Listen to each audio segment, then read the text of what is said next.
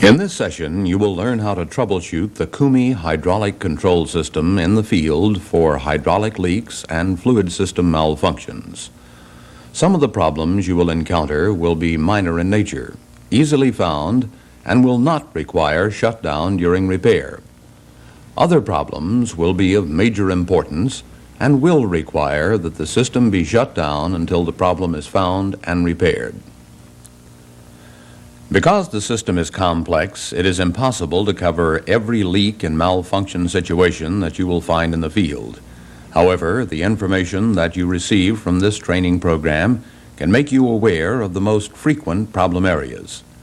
This information will enable you to troubleshoot the system and find the problem faster. This means less downtime. You have been given a workbook which looks like this. Whenever you are to use this workbook, you will see this sign appear on the screen. Turn to page 1 in your workbook and look at the objectives for this program.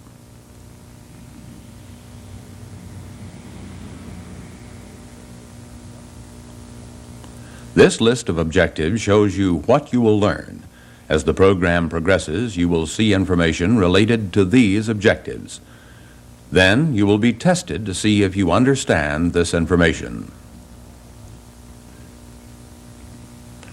From now on, when you use the workbook, it will be necessary for you to stop the playback unit. To do this, you press the pause or stop key on the playback unit when you hear a tone like this. Be sure you press the key only when you hear the tone. To restart the playback unit, you press the play or pause key again. This allows the program to continue. Okay, let's begin.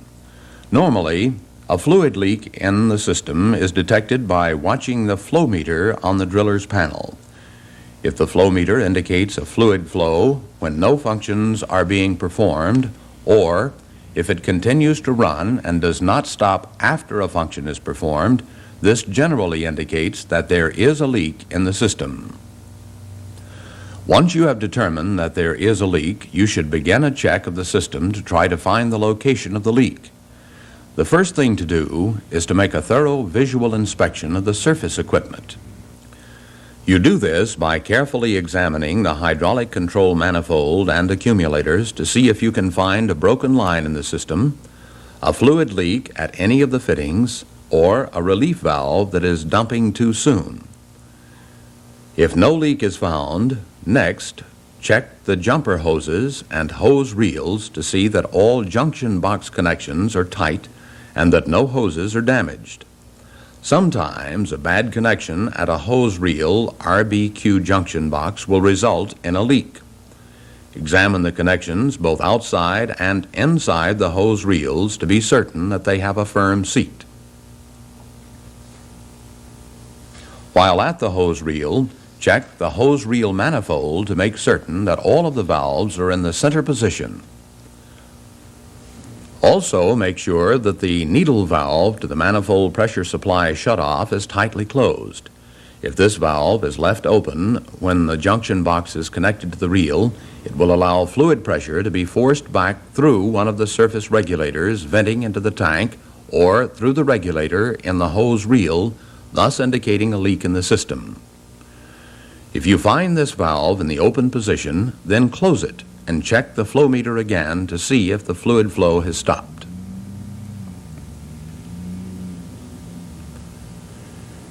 If this procedure does not prove successful in locating and stopping the leak, you should return to the driller's panel and begin an item-by-item check of the system.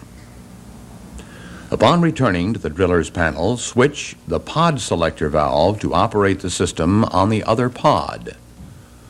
For example, if you're operating on the blue pod, switch over to the yellow pod. This will tell you if the leak is in one side or both sides of the system and will let you begin to isolate the leak. If the leak stops when you change from the blue to yellow pod, then you know that the leak is located somewhere in the blue side of the system.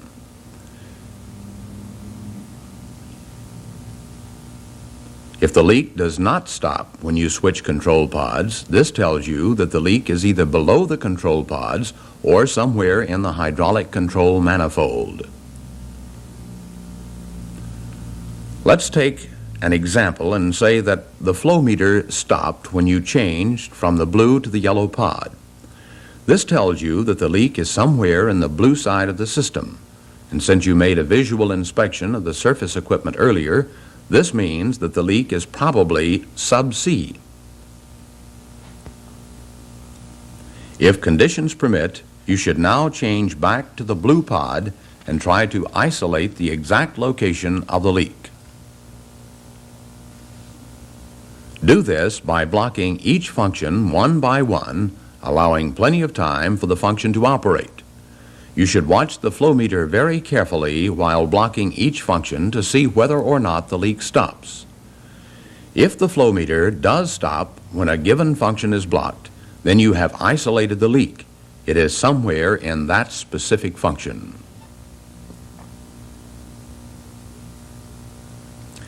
Since you are still not certain exactly where the leak is, you should next lower a TV camera to the stack.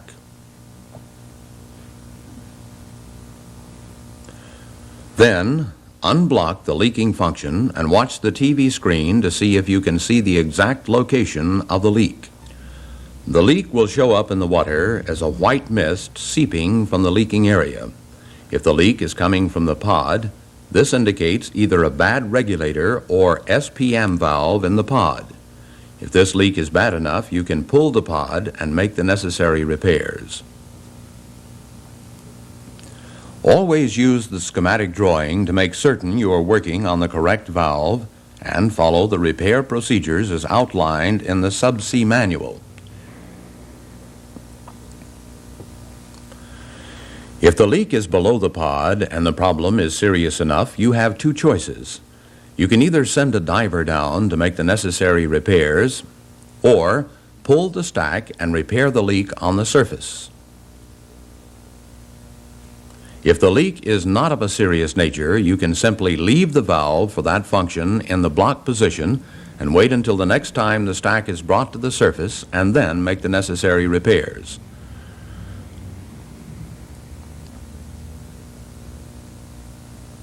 Before we go any further, let's review the information we've covered so far. Turn to page 2 in your workbook. Here you see your first self-check. There are 17 questions for you to answer. When you hear the tone, stop the playback unit. When you have finished answering the questions, start the playback unit again, and we will discuss your answers.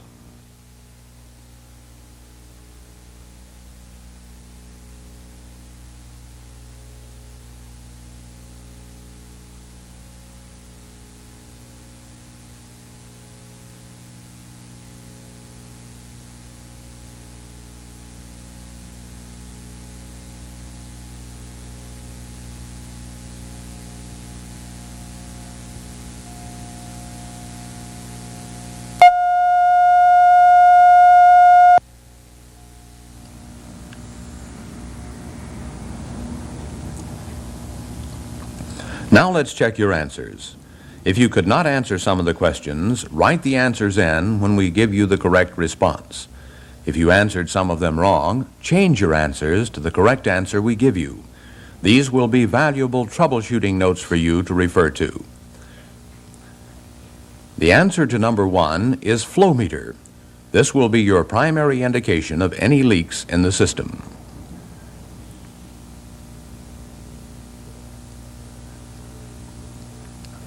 You should have answered number 2 with the words visual inspection. Always make a visual inspection of the surface equipment first, looking carefully for broken lines and leaking fittings.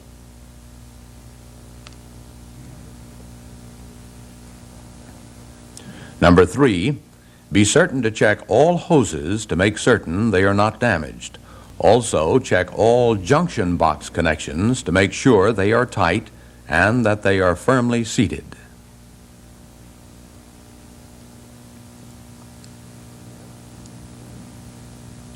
The answer to number 4 is needle valve.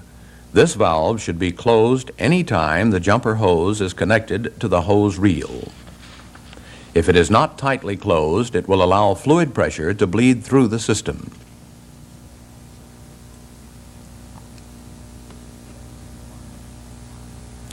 The answer to questions 5 and 6 is true.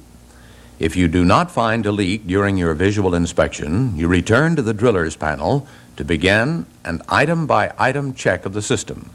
You begin this check by switching the pod selector valve to operate the system on the other pod.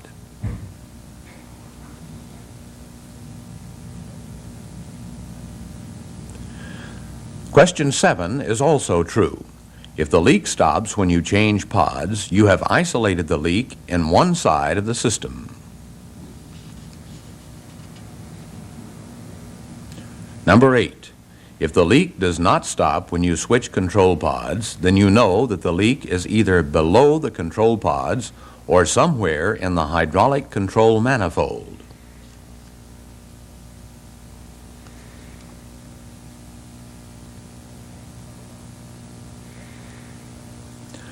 Number 9. The best way to tell if one of the functions is leaking is to block each function one by one.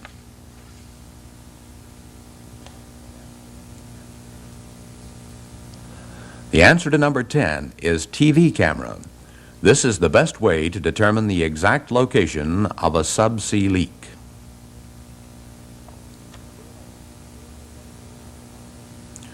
Number 11. An underwater leak will show as a white mist seeping from the leak area.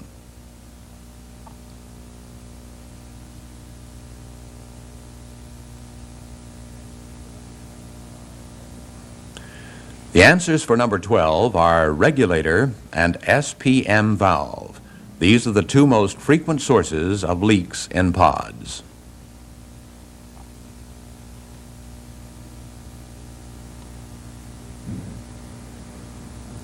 You should have answered number 13 with the words, pull the pod. Most repairs can be made very quickly once the pod is on the surface.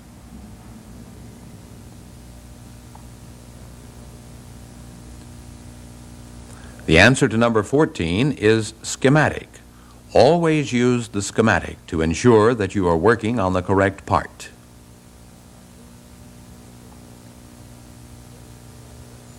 Number 15. Be certain to follow the repair procedures as outlined in the subsea manual. This manual is intended to help you make the repairs correctly and as quickly as possible. Always refer to the manual for repair procedures before you start the job.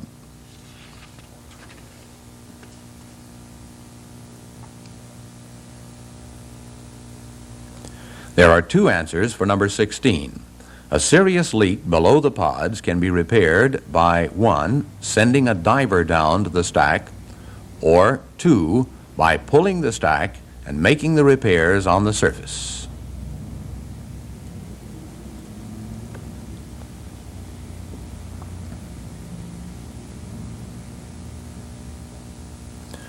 The answer to number 17 is block. When a valve is left in block, the function remains in its last position and the fluid pressure is relieved from the lines going to that function.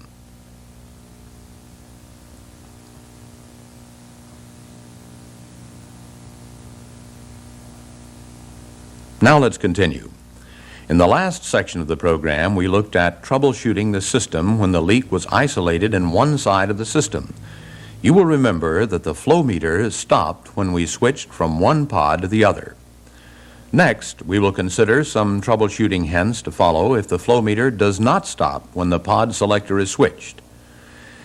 If the flow meter does not stop when the pod selector is switched to the other pod or when all functions are blocked, you should begin your check at the hydraulic control manifold with the master fluid return line to the tank.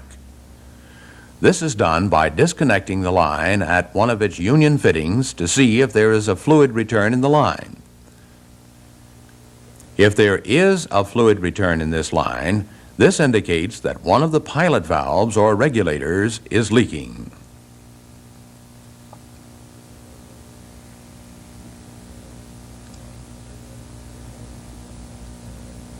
Be certain to check all pilot valves to make sure they are squarely in the block position or fully opened or closed. Sometimes a half-cocked valve will allow fluid to leak by the valve.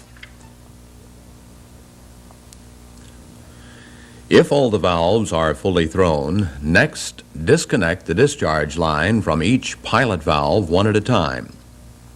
If fluid exhausts from one of these valves after the discharge line has been disconnected, then the valve is bad and should be replaced with a new one.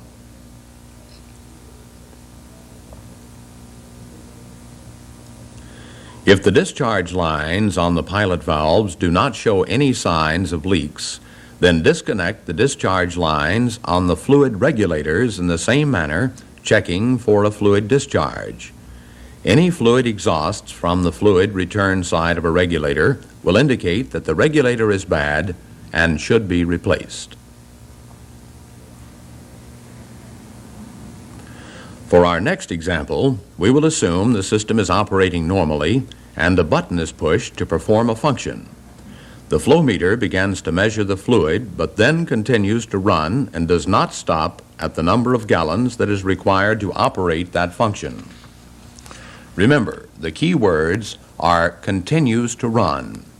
It is important to note that each time a function is operated, it will not take exactly the same amount of fluid as listed on the fluid capacity chart. It can vary either way of the listed capacity necessary to operate the function.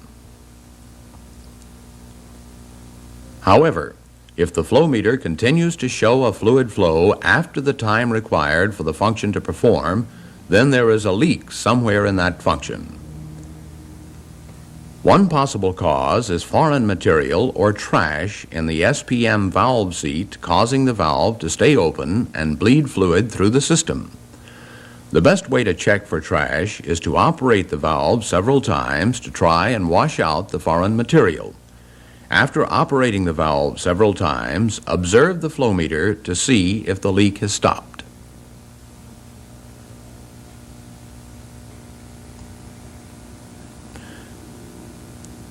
Next, go to the hydraulic control manifold and check the 1-inch line in the jumper hose to the standby pod. This will tell you whether or not the shuttle valve for that function is leaking. If it is leaking, there will be a fluid return to the surface through this hose. In other words, the fluid will be flowing down through the operating pod, leaking by the function's shuttle valve, and returning to the surface through the hose to the standby pod. This fluid return will indicate a faulty shuttle valve. The leak can be stopped by blocking that function in the desired position and then leaving it until repairs can be made later. This procedure also applies for a preventer which is leaking from the open to closed side. If these procedures do not stop the leak, the problem is most likely caused by either a broken line, a bad SPM valve, or a bad seal in the function. As we noted earlier, the best way to determine which of these is the problem is to lower a TV camera to the stack and observe the system in operation. Any fluid leak should be easily seen as a white mist flowing from the leaking area. If the leak is in the pod can be retrieved to the surface and repaired. If the leak is somewhere on the stack, you send a diver down to make the necessary repairs, or pull the stack, pressure test to locate the leak, and then repair it on the surface.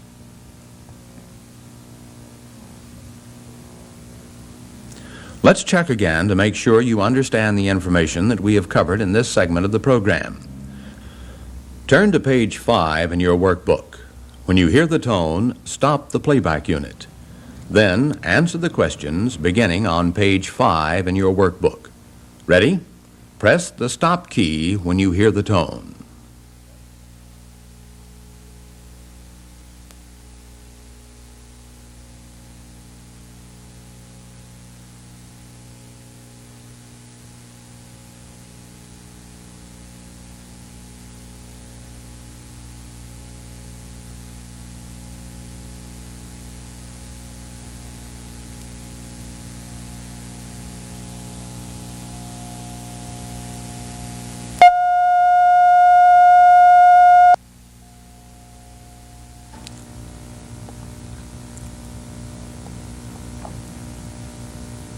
Now let's check your answers. You should have answered number 18 with master fluid return line. This is where you begin your search for a leak if the flow meter does not stop after switching pods and blocking all functions.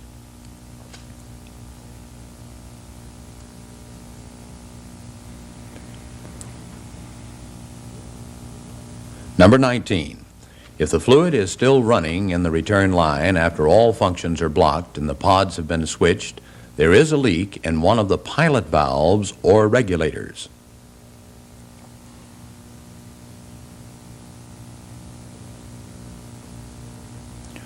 For number 20, you should have written the words half-cocked or partially open. A half-cocked valve will allow fluid to leak by the valve.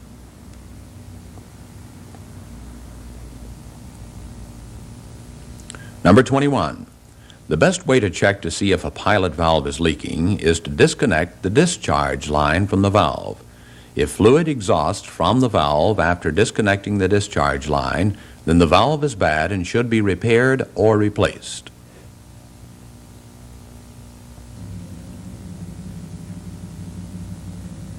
The answer to number 22 is fluid regulators.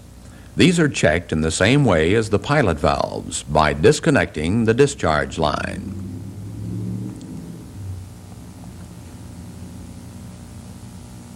Number 23. If the flow meter continues to indicate a fluid flow after the time required to perform the function, this shows that there is a leak somewhere in that function.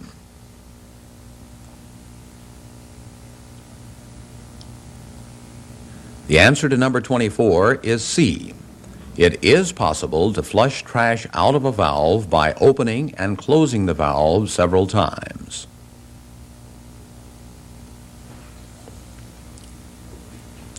Number 25.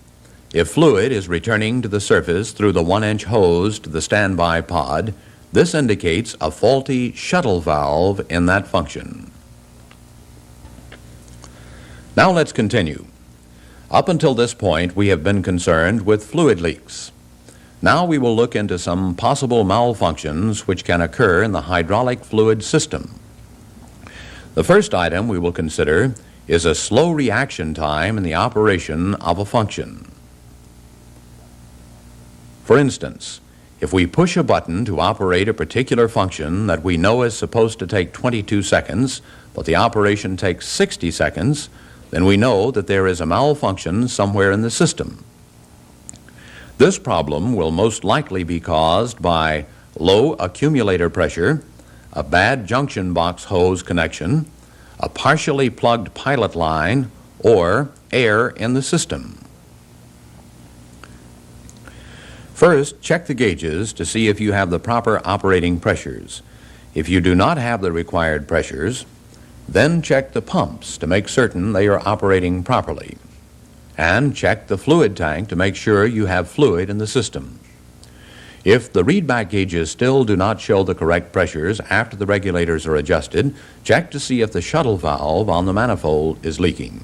This causes fluid to leak past the shuttle and out the other pod. Next, check the accumulators. Always make certain the shutoff valves between the accumulators and the hydraulic control manifold is open. If all pressures are good and you can find nothing wrong with the accumulators or the hydraulic control manifold, next, check all surface hose connections. If the RBQ junction boxes are not tightly seated, they can restrict the flow rate of the fluid through the connection and thus cause the function to operate slowly. If you have checked all connections and the pressure in the system is good, then the final thing to do is to pull the pod and check the pilot lines for sludge which may have settled out of the hydraulic fluid or for air in the lines. This can be accomplished by disconnecting each line at the pod one at a time. As each line is disconnected, it should be flushed out by forcing new fluid through it. Another malfunction you may encounter is no flow meter indication when a function button is pushed. This can be caused by one of the following: no accumulator or pilot pressure, failure of the valve on the hydraulic control manifold to shift, A pilot or main fluid line is plugged with trash. There is a bad SPM valve, or the flow meter is not working properly. Before you begin your troubleshooting procedures, you should always press the test button on the driller's panel to make certain that the lights in the function buttons are working properly. Sometimes these lights burn out and will not indicate the position of a function. If the light is burned out in the function you are trying to operate, the function may already be in the desired position. Thus, you will not get a fluid flow indication when you push the function button because it is already in that position. First, let's troubleshoot for no accumulator or pilot pressure. Normally, the gauges on the driller's panel will give you an indication of where this problem is located. If you've been unable to solve the problem at the driller's panel, you will have to go to the hydraulic control manifold and begin looking there. When you get to the hydraulic control manifold, the first thing to do is to double-check the flow meter on the driller's panel. This is done by operating the function again while monitoring the flow meter on the hydraulic control manifold.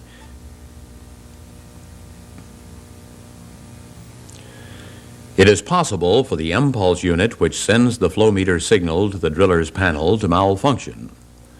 A faulty circuit or a bad impulse unit might keep the flow meter on the driller's panel from working even though fluid was actually flowing through the system. Another way to check for a bad flow meter is the regulator gauge for that function. You can always tell whether or not a function operates by watching the regulator pressure after you push the button to operate the function. If the pressure falls 300 to 500 psi after the button is pushed and then comes back up after the time required to operate the function, then you will know the function has been performed regardless of flow meter action. Next, check the air regulator and the electrical supply to make sure that the proper energy is getting to the hydraulic control manifold. Check the fluid level in the tanks and check the pumps and